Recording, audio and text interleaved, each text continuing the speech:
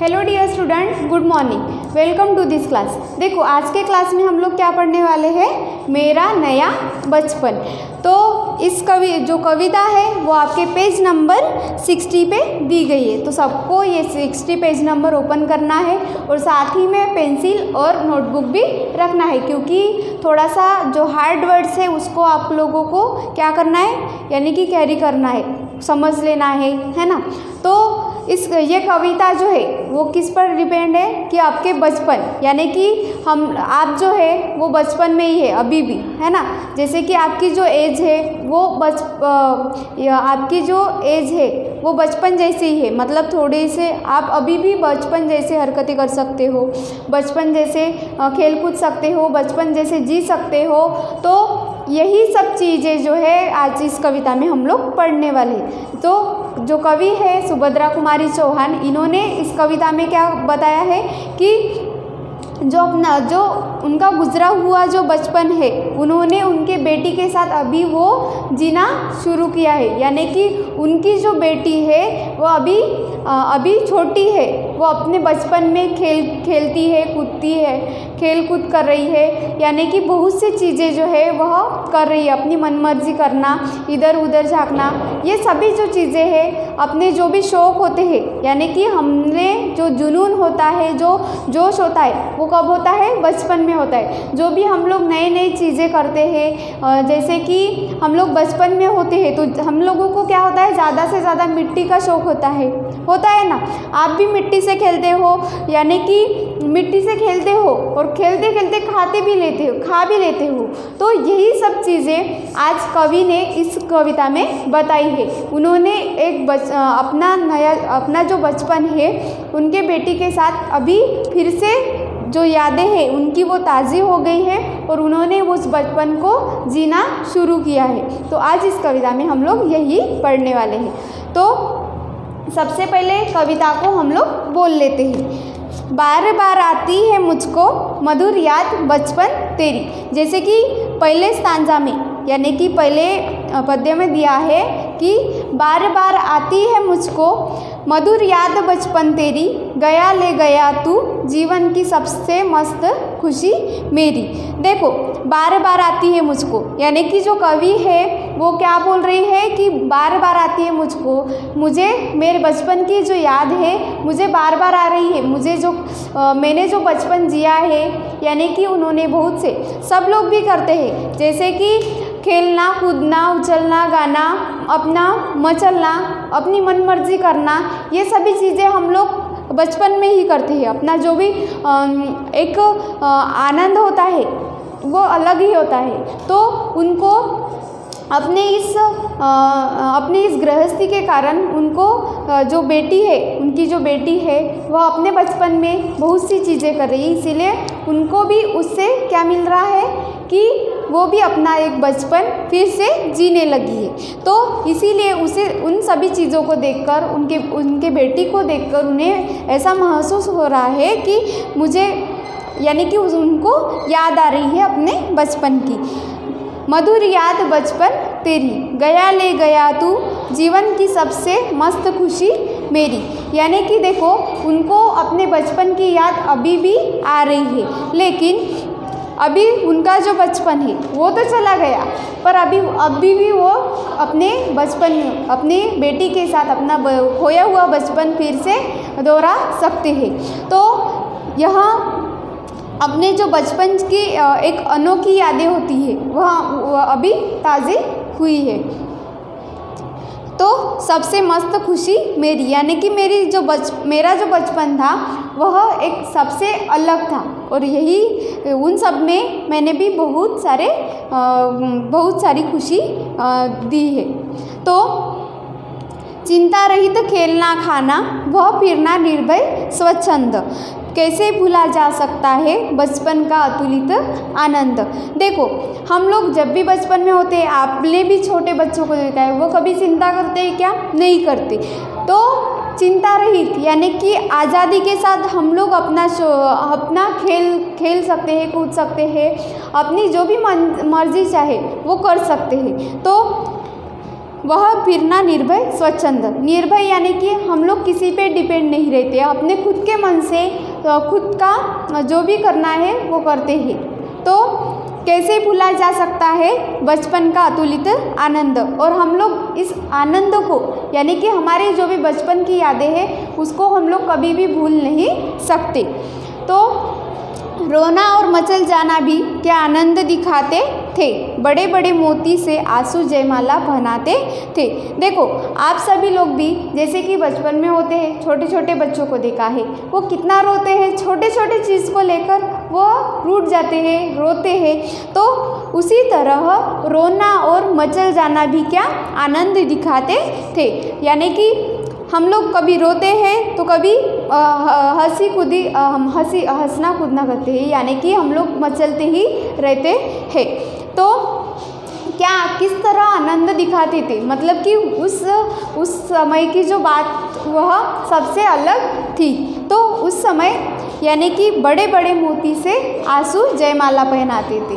तो जब भी हम रोते हैं या फिर जब भी हम अपने बचपन को जीते हैं तो छोटे छोटे होते हैं तो हम लोग कितना रोते हैं, छोटी सी चीज़ को लेकर पूरा घर सर पे उठा लेते हैं, यानी कि हमारी जो जिद है उसके पीछे हमारे पेरेंट्स भी यानी कि हमारे माता पिता भी हमारे सामने झुक जाते हैं। वह जो चीज़ हम लोगों को चाहिए वह चीज़ वो लाकर ही देते हैं, मतलब कि हम लोग एक ही बात की रट लगाए रहते हैं। तो उसी तरह बड़े बड़े मोती से आंसू जयमाला पहनाते थे।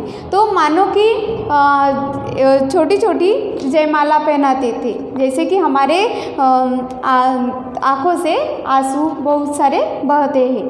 तो मैं बचपन को भुला रही थी, बोल उठी बिटिया मेरी, नंदनवंशी फूल उठी वह छोटी सी कुटिया मेरी। देखो मैं जो कवि है वो बोल रही है कि मैं अपने बचपन को भूल गई थी, यानी कि मेरे संसार में, मेरे घर गृहस्थी में मैं इतनी उलझ गई थी कि मैं अपने बचपन को भूल रही थी। बोल उठी बिटिया मेरी, लेकिन मेरी जो बेटी है उसके वजह से मुझे फिर से मेरे बचपन की यादें आ रही है। तो नंदनवंशी फूल उठी वह छोटी सी कुटिया मेरी, और मेरे बेटी के कारण ही जो मेरा बचपन है वह फिर से महक उठा है।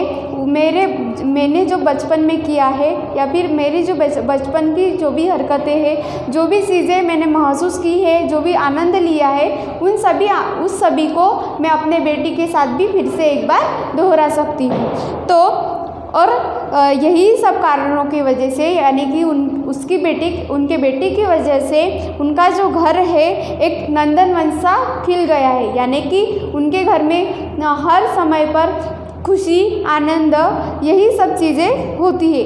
कभी तो रोने की आवाज़, कभी तो हंसने की। तो इन सब से क्या हुआ है, उनका घर और भी ज़्यादा सुंदर महक गया है, यानी कि नंदनवंशा खिल उठा है। तो इसी छोटी सी कुटिया यानी कि उनका घर, यही सब एकदम फूल सा गया है। माँ ओ कहकर बुला रही थी, मिट्टी खाकर आई थी। देखो आप सभी को पता है कि सभी जो छोटे छोटे बच्चे हैं वो क्या करते हैं, उनको ज़्यादा मिट्टी का शौक़ होता है। तो मिट्टी को खेलते खेलते वह खा भी लेते हैं। माँ ओ कहकर बुला रही थी, मिट्टी खाकर आई थी। जो छोटी सी बच्ची है यानी कि कवि की जो बेटी है, तो उनकी बेटी माँ ओ कहकर उनको बुला रही थी। माँ को जैसे हम लोग छोटे छोटे स्वर में आवाज़ देकर बुलाते हैं, तो वो अपने भी माँ को ऐसे ही बुला रही थी। मिट्टी खाकर आई थी और साथ में खेलते खेलते वक्त वह थोड़ी सी मिट्टी भी खाकर आई थी।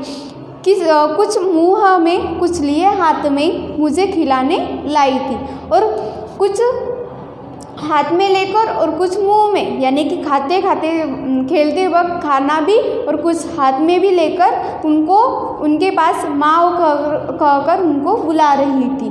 तो मुझे खिलाने लाई थी, और मिट्टी जो है वह उनको भी खिलाने के लिए लाई थी। पुलक रहे थे अंग दुर्गों में, कौतूहलता छलक रहा, मुँह पर थी आह्लाद लालिमा, विजय गर्वता झलक रहा। देखो जब वह मिट्टी खेल कर आई ही थी या फिर मिट्टी हाथ में लेकर आई ही थी, तो उसका जो शरीर है यानी कि मानो कि उसका कौतुक करने लायक था। यह कौतूहल यानी कि उसके चेहरे पर एक अलग ही पहचान थी। पुलक रहे थे अंग ध्रुगों में, उसके जो चेहरे से एक अलग ही खुशी झलक रही थी। तो कौतूहलता छलक रहा और मानो कि उसकी तारीफ करने लायक वह हाथ में मिट्टी लेकर आई थी। मुँह पर थी आह्लाद लालिमा, विजय गर्व था झलक रहा, और उसके मुँह पर एक अनोखी लालिमा थी, एक अनोखी सुंदरता थी। तो इसी कारण ऐसा करूँ कि इसके कारण उनको ऐसा लगता था कि मानो कि उसके ऊपर मैं गर्व करूँ। विजय गर्वता झलक रहा और उसके चेहरे से जो है वह एक अलग ही चमक झलक रही थी, अलग ही गर्व झलक रहा था। तो उसके बाद है, मैंने पूछा यह क्या लाई, बोल उठी वह माँ काओ। देखो दूसरे पंक्तियों में क्या दिया है कि मैंने पूछा यह क्या लाई, बोल उठी वह माँ काओ, हुआ प्रफुल्लित तो हृदय खुशी से, मैंने कहा तुम ही काओ। यानी कि इस पंक्तियों में दिया है कि मैंने पूछा यह क्या लाई।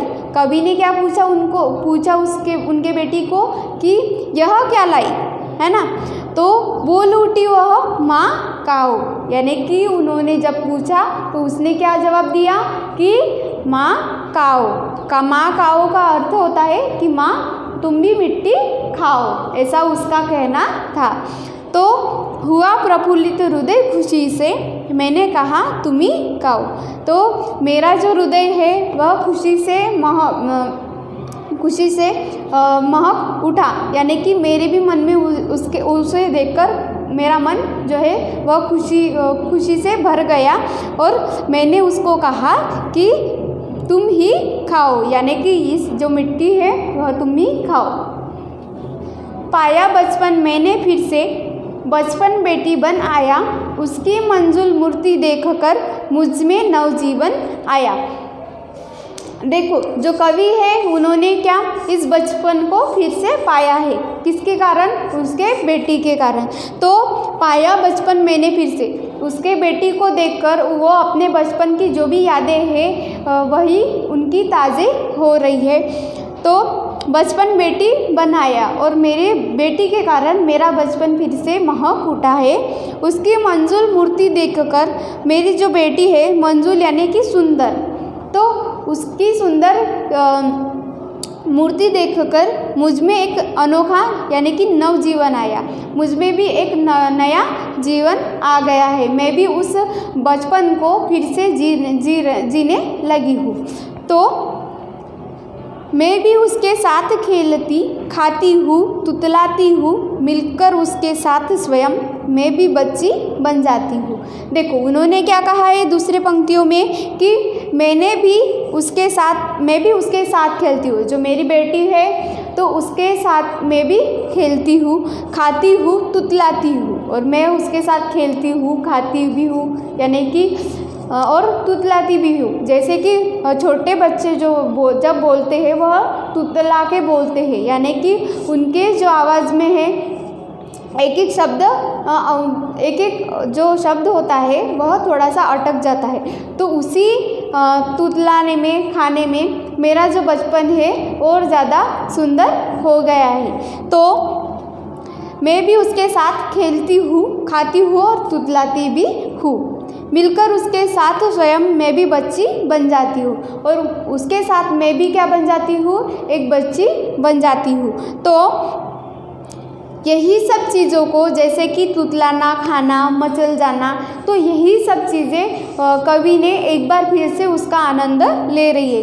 किसके कारण, उनके बेटी के कारण वह फिर से अपना बचपन जो है वह नए सिरे से जी रही है। उसकी खुशी ले रही है। उनका जो बचपन है वह एक अनोखा है, यानी कि सबसे अलग था। तो उसी को उसकी यादों को ताज़े करके या फिर वही सब यादें भूल गए थे, तो उनको याद करके वह अपना बचपन फिर से एक बार जी रही है अपने बेटी के साथ।